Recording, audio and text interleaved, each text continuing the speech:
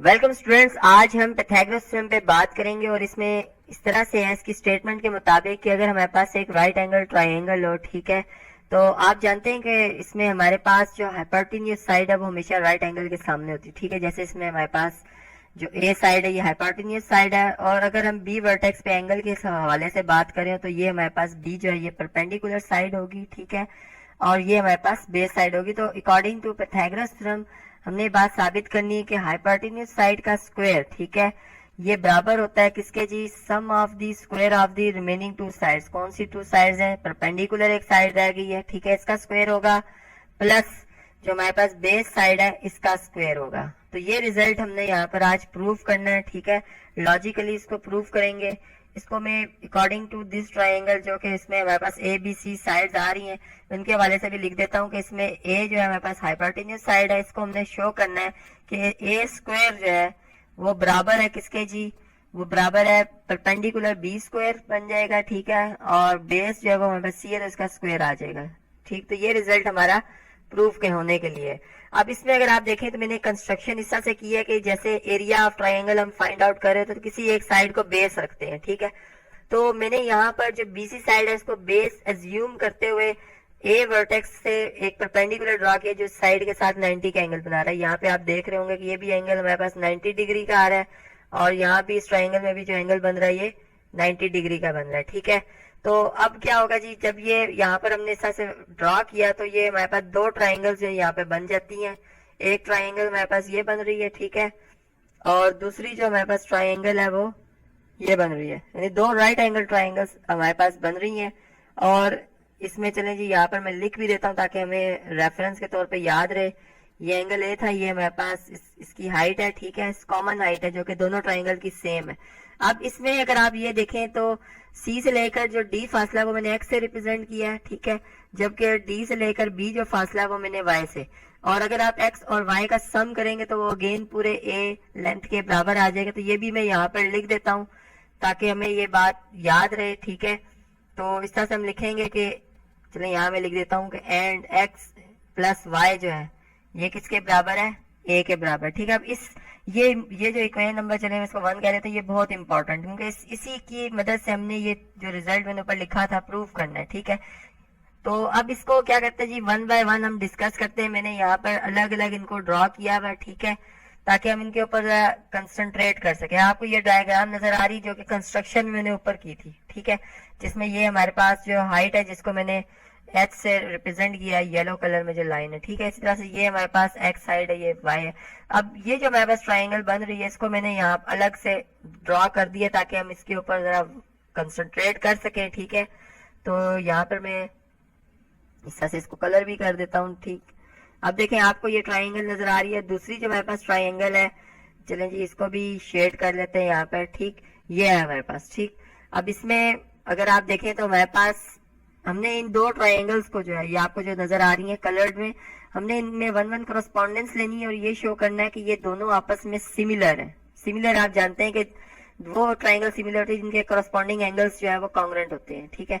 अच्छा, तो यहाँ पर अगर हम स्टार्ट करते हैं तो देखें एंगल ए की मेजरमेंट जो है वो कितनी है जी, 90 डिग्री है। तो एंगल जो हमारे पास डी है इस ट्राइंगल में ये भी 90 डिग्री का, यानी इनकी मेजरमेंट बराबर है।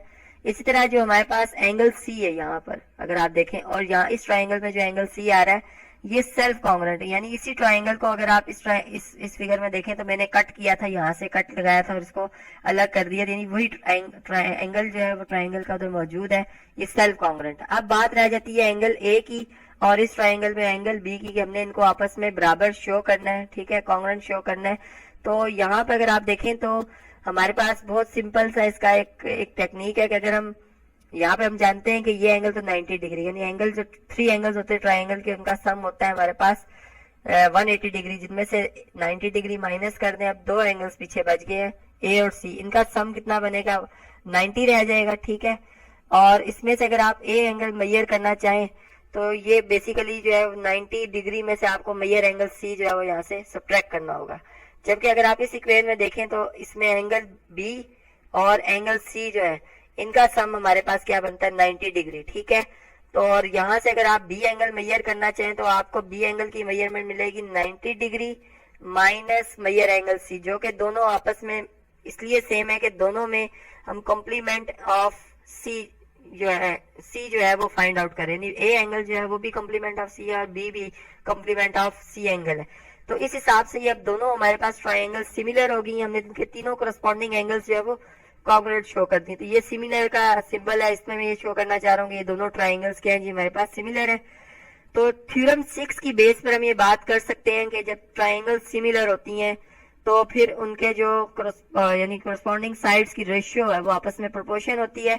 अच्छा, यहाँ पर एक बात याद रखिएगा कि अब बी एंगल और ए एंगल ये करस्पॉन्डिंग एंगल्स हैं, ठीक है। तो ए एंगल के ऑपोजिट साइड ये हमारे पास ये परपेंडिकुलर में रखूंगा और बी के ऑपोजिट जो साइड आ रही है बी वर्टेक्स के वो हमारे पास स्मॉल बी आ रही है, ये परपेंडिकुलर होगी। इसी तरह ए हमारे पास हाइपोटेन्यूज साइड होगी क्योंकि 90 डिग्री के सामने, और इसमें हमारे पास बी जो है ये हाइपोटेन्यूज साइड होगी। अब इसमें मैंने एच साइड चूंकि इसका इससे मेरा कोई गर्ज नहीं है यहाँ पर, चूंकि मैंने जो रिजल्ट प्रूफ करना है, ठीक है, वो आप जानते हैं कि x plus y equal to s में एक्स और वाई की वैल्यू हमें चाहिए।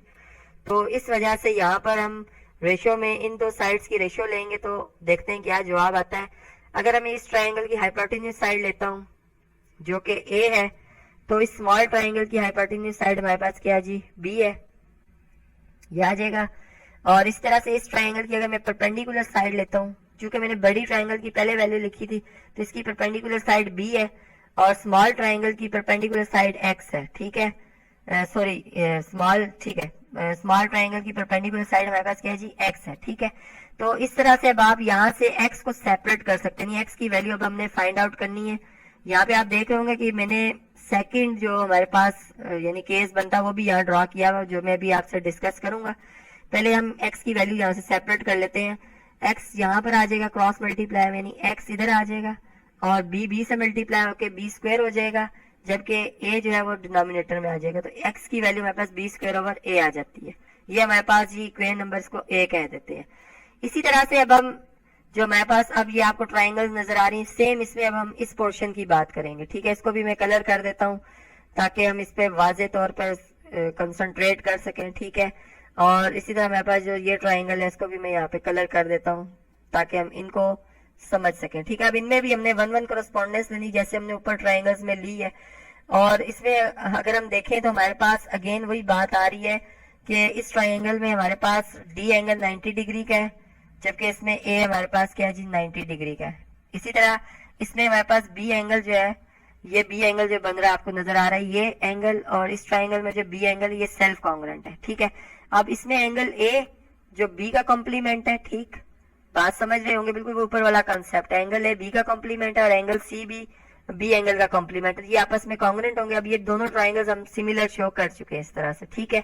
और अब इसमें जब हम करस्पॉन्डिंग साइड्स की रेशियो लेंगे तो इसमें एक बात का ख्याल रखना है कि सी और ए अब कॉन्ग्रुएंट एंगल्स हैं और करस्पॉन्डिंग एंगल, तो सी के ऑपोजिट हमारे पास ये जो साइड है इसको हम ये हमारे पास कौन सी साइड आ रही है जी परपेंडिकुलर साइड आ रही है, और ए के ऑपोजिट जो हमारे पास ये साइड आ रही है ये परपेंडिकुलर होगी, ठीक है।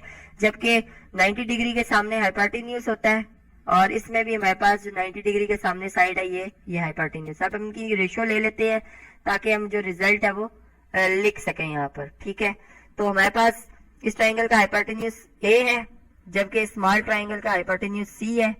इसी तरह अगर हम इसमें देखें तो इसमें हमारे पास परपेंडिकुलर सी है बड़ी ट्राइंगल में, और छोटी ट्राइंगल में जो हमारे पास परपेंडिकुलर है वो वाई है।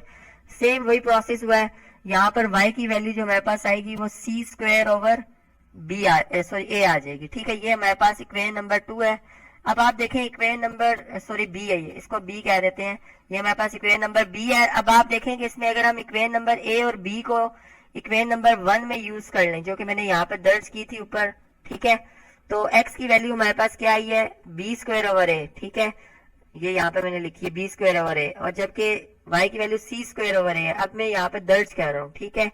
तो यहाँ पर हम इक्वेशन नंबर 1 लिखते हैं जो कि थी जी a equal to x plus y, ठीक है। x की वैल्यू हमारे पास है जी बी स्क्वायर ओवर ए और y की वैल्यू है जी हमारे पास सी स्क्वायर ओवर ए, ठीक है। अब इनका अगर एलसीएम लें ये बिल्कुल ऐड हो जाते हैं क्योंकि कॉमन डिनोमिनेटर है, ओवर ए आ जाता है और ए इधर आकर ए से मल्टीप्लाई होगा तो ए स्क्वायर इक्वल टू आ जाएगा जी बी स्क्वायर प्लस सी स्क्वायर, जो कि हमारा क्या था जी रिक्वायर्ड रिजल्ट है। तो आज के इस थ्योरम में हमने बात साबित कर ली है अकॉर्डिंग टू पिथागोरस थ्योरम के अगर एक राइट एंगल ट्रायंगल होगी तो उसकी हाइपोटेन्यूज साइड का स्क्वायर जो है वो हमेशा बराबर होगा उसकी परपेंडिकुलर साइड स्क्वायर के प्लस उसकी बेस साइड स्क्वायर के। थ्योरम से रिलेटेड हमारा ये प्रॉब्लम है जिसमें बेसिकली हमारे पास एक क्वाड्रिलेटरल गिवन है और इस क्वाड्रिलेटरल की ये खासियत है कि अगर इसके डायगोनल्स को इंटरसेक्ट किया जाता है तो ये आपस में परपेंडिकुलरली इंटरसेक्ट करते हैं, जैसे यहाँ पे मैंने डायग्राम में आपको शो करके दिखाया है। अब इस तरीके से अगर हम देखते हैं तो हमारे पास यहाँ पर जो है 4 राइट एंगल ट्राइंगल्स हमें नजर आ रही हैं बजाहिर, ठीक। और जो हमने रिजल्ट प्रूव करना है इसके मुताबिक क्या जी, हमने रिजल्ट प्रूव करना है कि मैयर A B side square plus मैयर सी डी साइड स्क्वायर, ये जो भी इसका आंसर आएगा ये इक्वल होगा जी मैयर A D side square plus B C side square के। यहाँ पे अगर आप और करें तो हमारे पास ए बी और सी डी अपोजिट साइड्स हैं इस क्वाड्रिलेटरल की, जबकि ए डी और बी सी ये भी अपोजिट साइड्स हैं, यानी यहाँ पे अपोजिट साइड्स के स्क्वायर को ऐड किया जा रहा है और उसका रिजल्ट बराबर आ रहा है। तो ये किस वक्त पॉसिबल हो सकता है, अब जरा इसको हम समझते हैं कि चलिए फर्ज करें हम अगर लेफ्ट हैंड साइड को कंसीडर करते हैं और सबसे पहले इसे सिंप्लीफाई करते हैं। हमारे पास लेफ्ट हैंड साइड में जो कि टर्म्स आ रही हैं इसमें एक टर्म है जी ए बी, मैयर ए बी एक नंबर है जी इसका स्क्वायर, प्लस इसी तरह मैयर सी डी साइड है और इसका स्क्वायर है।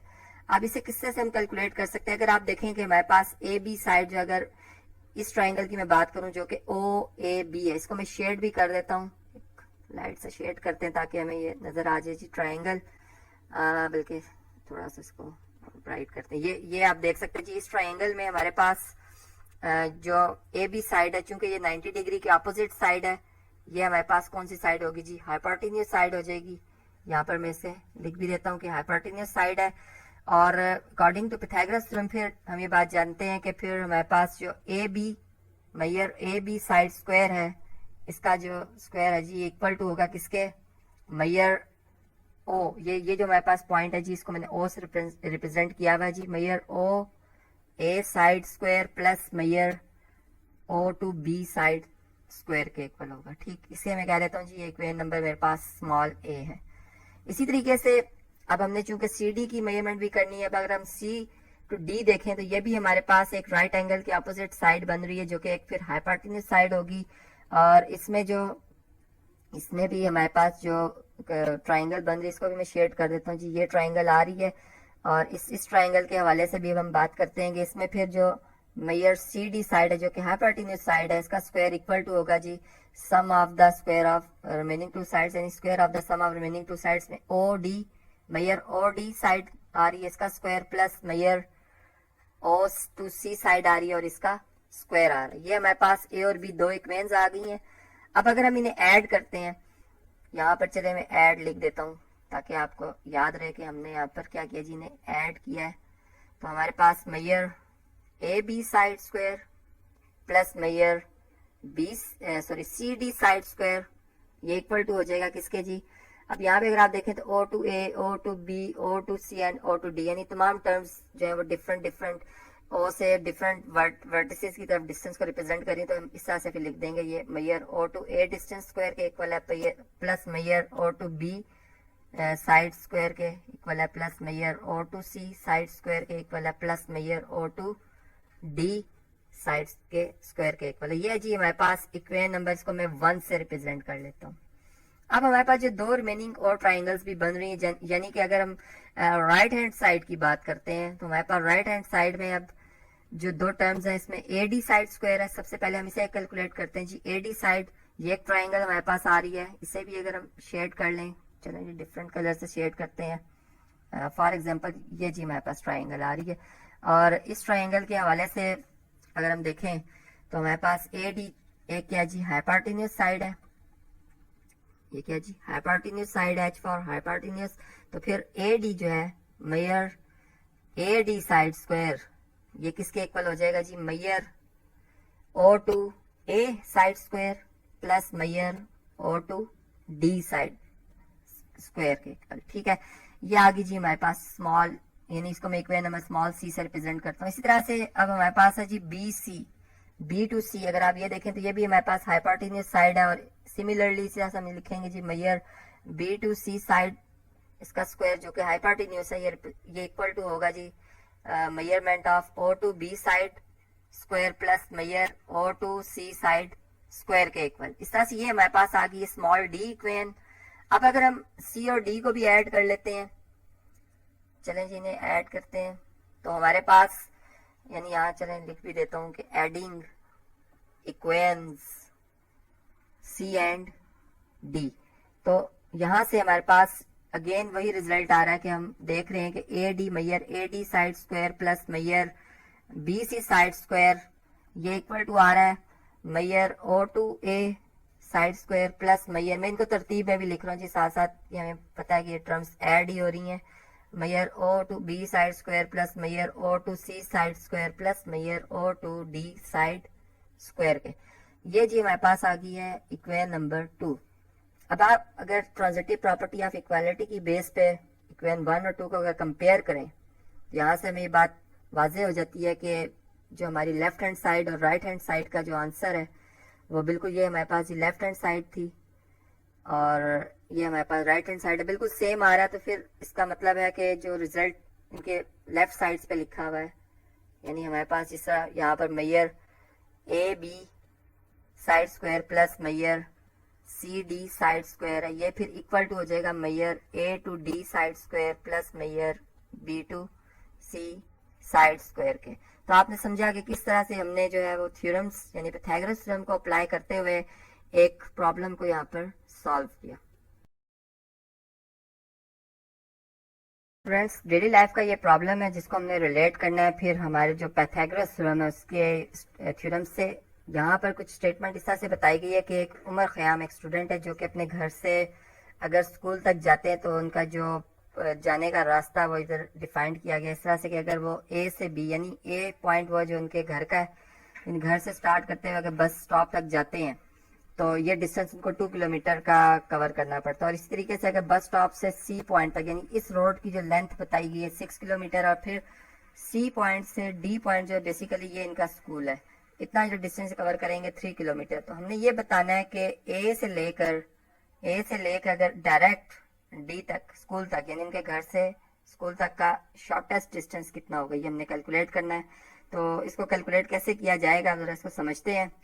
देखें, इसमें जिस तरह से हमें इंफॉर्मेशन बताई है, अब मैं एक यहाँ पर रेक्टेंगल बनाऊंगा और रेक्टेंगल की हम ये बात जानते हैं अपोजिट साइड्स जो होती हैं वो बिल्कुल आपस में कॉन्ग्रुएंट होती हैं। तो यहाँ पर बिल्कुल लाइन जो हमारे पास बी सी आ रही है उसके पैरेलल में एक लाइन ड्रा करूंगा यहाँ तक। ये डिस्टेंस उतना ही होगा जितना बी टू सी है, यानी ये 6 किलोमीटर डिस्टेंस होगा। और उसके बाद अगर मैं सी से यानी सॉरी ये पॉइंट अगर मेरे पास ई आ गया यानी एक्स यानी एक कोई हमारे पास एक डिफरेंट पॉइंट है ई पॉइंट, और अगर मैं ई पॉइंट से सी पॉइंट तक का डिस्टेंस देखूं तो ये मेरे पास एग्जैक्ट उतना ही आएगा जितना ए टू बी डिस्टेंस है, यानी ये 2 किलोमीटर का आएगा। तो यहाँ से फिर हमें ये बात मालूम हुई कि जो ई से लेकर डी तक ये जो टोटल डिस्टेंस हमारे पास बन रहा है, अगर हम इसे कैलकुलेट करें तो ये हमारे पास फिर 5 किलोमीटर बन जाएगा। ये मैं यहाँ पे लिख भी देता हूँ कि ये हमारे पास ये डिस्टेंस जो आ रहा है ये कितना आ रहा है जी, ये 5 किलोमीटर आ रहा है। और जैसे कि मैंने आपसे कहा कि हमने ए से लेकर डी तक का डायरेक्ट डिस्टेंस जो है वो मेजर करना है, जिसको मैं डी से रिप्रेजेंट कर रहा हूँ। तो किस तरह से कैलकुलेट होगा, इसमें अभी एक राइट एंगल ट्राइंगल बन रही है हमारे पास, और राइट एंगल ट्राइंगल के केस में ये बात हम जानते हैं कि हाइपोटेन्यूज साइड जो कि ऑपोजिट साइड होती है जी राइट एंगल के, डी हमारे पास कौन सी साइड होगी जी, हाइपोटेन्यूज साइड होगी। इसको मैं यहाँ पे लिख भी देता हूँ एच फॉर या H Y P, hypotenuse side है ये हमारे पास। ठीक, इसका स्क्वायर जो है ये इक्वल टू होता है जी square of sum of remaining sides, यानी एक साइड जो हमारे पास है वो ए टू ई है जो कि 6 किलोमीटर है। तो यहाँ पर हम लिखेंगे 6 स्क्वायर प्लस जो सेकंड हमारे पास साइड है ई टू डी, ये मैंने अभी बताया आपको 5 किलोमीटर है इसका डिस्टेंस, ये 5 आ जाएगा। और इसका स्क्वायर यहाँ पे अगर हम इन्हें कैलकुलेट करें तो ये 36 प्लस हमारे पास बन जाता है जी 25, जो कि ऐड होने के बाद बनता है 61। यहाँ पर इसको लिख भी देता हूँ जी डी स्क्वायर इक्वल टू 61। और अगर हम इसका स्क्वायर रूट लेंगे तो डी जो डिस्टेंस है direct distance between the Omar Khayyam's यानी जो उसके घर से उसके स्कूल तक का डिस्टेंस है, ये हमारे पास आ रहा है जी 61 स्क्वायर रूट ऑफ 61 किलोमीटर। तो इस तरह से आपने समझा कि हमने एक डेली लाइफ के प्रॉब्लम को पाइथागोरस थ्योरम की मदद से सॉल्व किया।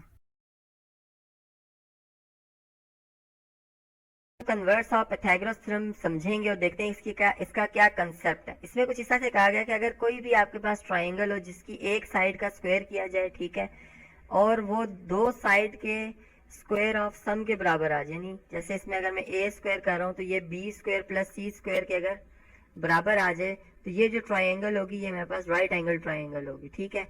और जाहिर बात है कि ए साइड फिर चूंकि राइट एंगल ट्राइंगल कह रहा हूँ तो ये हाइपोटेन्यूस साइड ही होगी, लेकिन ये हमने प्रूव करना है, ठीक है। इसको लॉजिकली हम प्रूव करेंगे।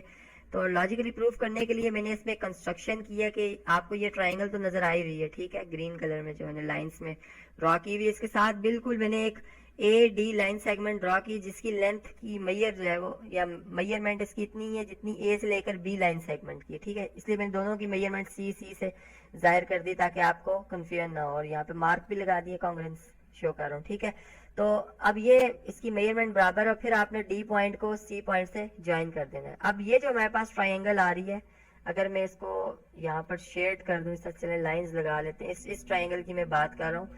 तो ये ट्राइंगल हमारे पास कौन सी है जी? राइट एंगल ट्राइंगल, और इस पे हम पाइथागोरस थ्योरम अप्लाई कर सकते हैं, ठीक है। यानी थ्योरम नंबर, या मैं इससे कह सकता हूँ कि पाइथागोरस थ्योरम जो है वो हम इस पे अप्लाई कर सकते हैं, ठीक है। और पाइथागोरस थ्योरम की स्टेटमेंट के मुताबिक हम क्या बात कर सकते हैं कि इसमें जो हमारे पास सी डी लाइन सेगमेंट की मेजरमेंट की हाइपोटेन्यूस साइड हो जाएगी, ठीक है। तो हम लिखेंगे measurement of C D line segment square is equal to the base side square. चलें जी, बेस हम इसमें सी को रख लेते हैं, तो सी स्क्वायर आ जाएगा, प्लस इसमें जो हमारे पास परपेंडिकुलर है, चलें अगर डी वर्टेक्स में एंगल थीटा बन रहा है तो ये परपेंडिकुलर है बी, तो ये बी का स्क्वायर आ जाएगा। अब आप ये देख सकते हैं कि यहाँ पर अगर हमारे पास ये जैसे गिवन है, हमें जो स्टेटमेंट के मुताबिक इसे इक्वेशन नंबर में 1 कहता हूँ और इसे मैं इक्वेशन नंबर 2 कह रहा हूँ, ठीक है।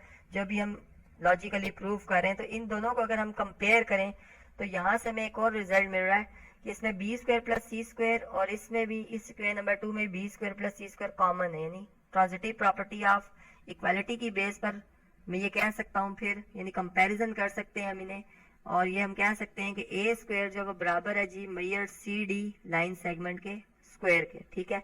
अब दोनों तरफ स्क्वायर रूट लिया जाएगा क्योंकि एक लेंथ है, तो यहाँ पर प्लस माइनस का तो कॉन्सेप्ट नहीं आएगा, पॉजिटिव ही नंबर आएगा, ठीक है।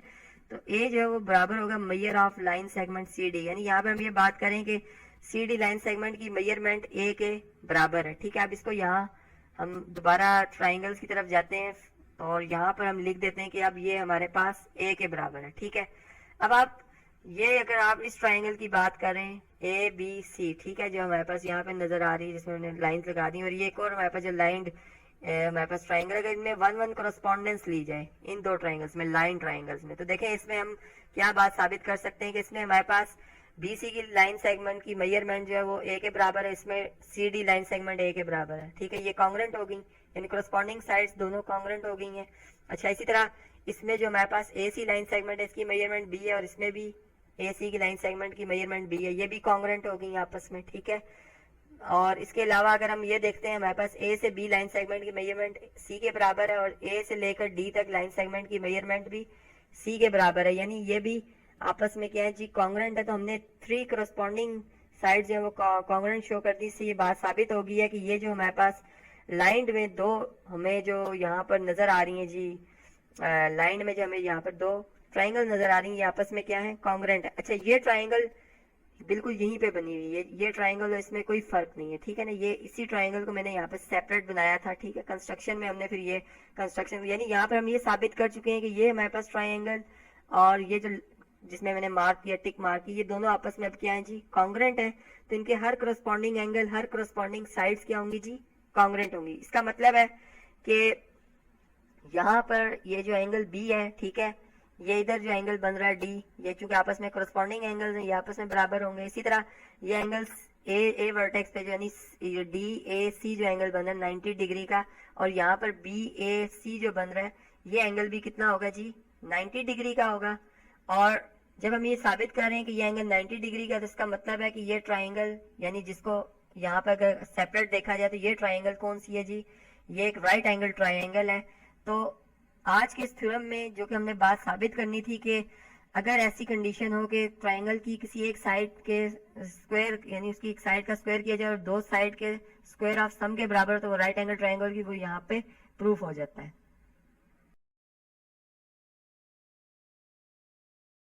गिवन डायग्राम के मुताबिक, गिवन फिगर के मुताबिक हमने ये बात देखनी होगी कि इस रोम्बस का पेरीमीटर क्या होगा। देखें जी, ये बात हम जानते हैं कि हमारे पास जो पेरीमीटर है ये बेसिकली किसी भी क्लोज्ड फिगर, जैसे हमारे पास एक रोम्बस की हम बात करें तो इसकी जो 4 साइड्स हैं उसकी 4 साइड्स की जो मेजरमेंट बनेगी यही इसका पेरीमीटर बनेगा। अब हम किस तरह से इसको मेजर कर सकते हैं, अगर इसको समझते हैं जी। देखिए, हमें जो इन्फॉर्मेशन बताई गई है कि अगर इसके डायगोनल्स ड्रॉ किए जाएं इस रोम्बस के, तो ये आपस में परपेंडिकुलरली इंटरसेक्ट कर रहे हैं, ठीक। और यहाँ पर ये भी बात पता चल रही है हमें कि ये हमारे पास जो है 4, यानी यहाँ पर जो हमारे पास ये साइड है इसकी मेजरमेंट 4 यूनिट्स है। इसी तरह ये अगर इस पॉइंट को चले मैं ई पॉइंट से रिप्रेजेंट कर लेता हूँ जहाँ पे डायगोनल्स इंटरसेक्ट करें, तो ई से सी डिस्टेंस जो बताया गया ये 6 है, ठीक है, यूनिट्स के हवाले से। तो एक राइट एंगल ट्राइंगल हमें यहाँ पे बनती हुई नजर आ रही है, जिसमें राइट एंगल के ऑपोजिट जो साइड होगी ये हाइपोटेन्यूज साइड होगी। और फिर इसके मुताबिक फिर ये बात हम जानते हैं कि पाइथागोरस थ्योरम जो है उसके मुताबिक जो हाइपोटेन्यूज साइड है इसका स्क्वायर ये इक्वल टू होता है जी square of sum of remaining 2 sides. तो हम इस तरह से कहेंगे कि फर्ज करते हैं ये जो साइड है ये एक्स, ठीक है। तो यहाँ पर फिर हम इस तरह से लिखेंगे कि जी X square is equal to 4 square plus 6 square. Good.